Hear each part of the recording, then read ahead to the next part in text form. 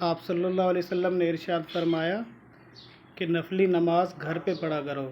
نفلی نماز گھر پہ پڑھنے کا حکم کیوں ہے کہ اس سے آپ کے گھر کا ماحول اچھا بن سکتا ہے۔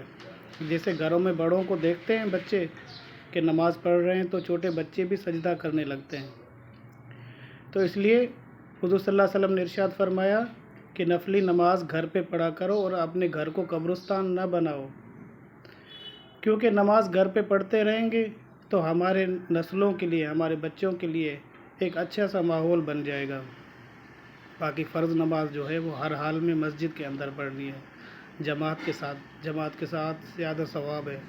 فرض نماز آپ مسجد میں امام کے ساتھ پڑھیں اور نفلی نماز گھر پہ آ کے پڑھ لیں۔ اور آپ صلی اللہ علیہ وسلم نے ارشاد فرمایا کہ تر و تازہ رہے اس شخص کا چہرہ جو میری حدیث سنے اور جیسے سنے اسے محفوظ رکھے اور لوگوں تک اسے پہنچائے۔ جزاکم اللہ خیرہ۔